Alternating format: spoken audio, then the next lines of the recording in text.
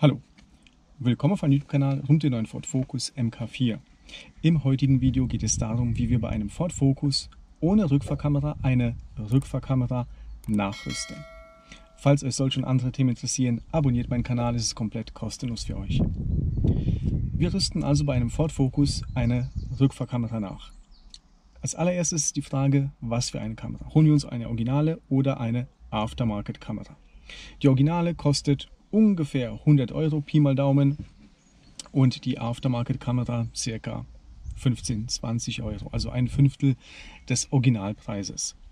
Die Bildqualität von den Aftermarket-Kameras ist annähernd so gut wie die Originale.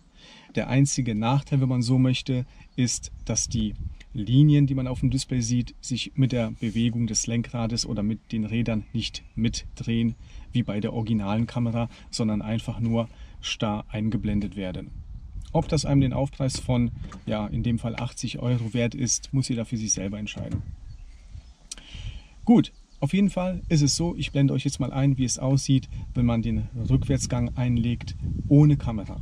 Wie wir sehen, auch das Sync ist hier relativ in die Jahre gekommen, wurde also nicht aktualisiert, spielt jetzt allerdings keine Rolle. Für uns interessiert nur, was passiert, wenn man den Rückwärtsgang einlegt. Und hier ist es so, dass natürlich die Sensoren angehen, aber kein Bild erscheint, weil natürlich keine Kamera vorhanden ist. Und wir bauen jetzt mal zusammen die Kamera hinten ein. Viel Spaß damit!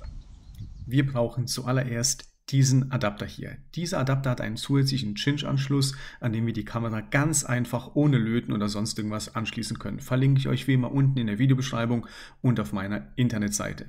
Wie ihr seht, der Focus hier hat nur den normalen Griff ohne eine Rückfahrkamera. Die wollen wir ja nachrüsten. Und zuallererst müssen wir hier alles auseinanderbauen. Wie das Ganze funktioniert, habe ich euch schon mal in einem Video gezeigt. Verlinke ich euch oben in dieser Infokarte. Und hier ist auch das API-Modul mit dem Stecker hier. Und dieser Stecker, den müssen wir jetzt erstmal aufmachen, einfach hier drauf drücken, nach unten ziehen und dann kann man diesen Stecker dort oben am API-Modul lösen.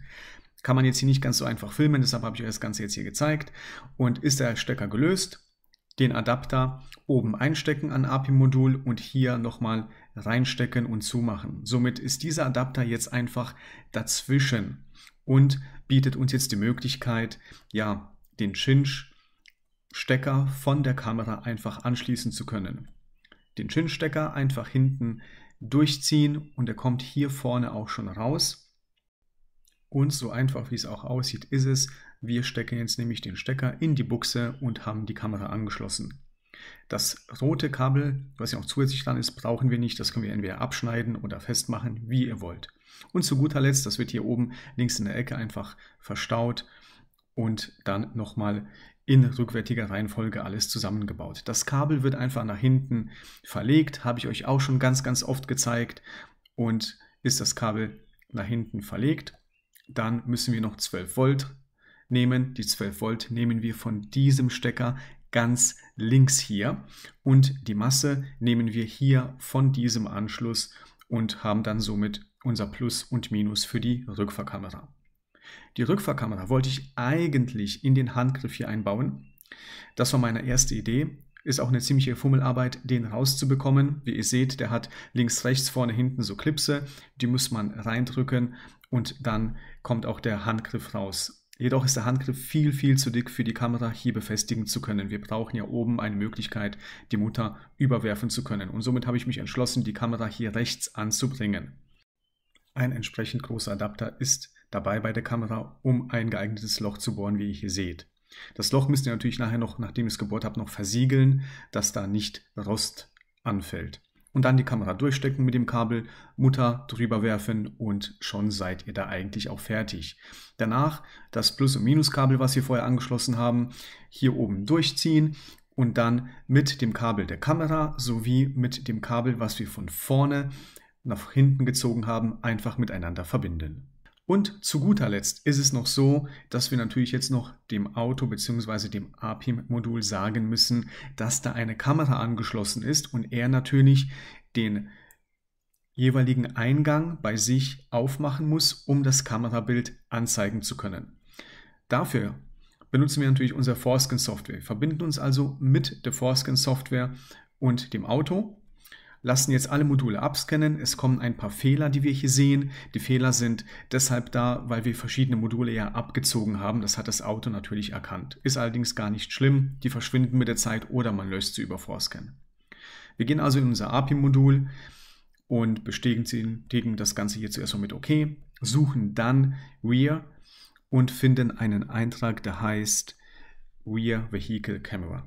Und das steht auf Disabled und das stellen wir auf Enabled, klicken auf Write, schreiben also den Wert auf das API-Modul und schon weiß das API-Modul, dass jetzt auch eine Kamera angeschlossen ist und somit beim Rückwärtsgang dann der Kameraeingang eingeschaltet wird.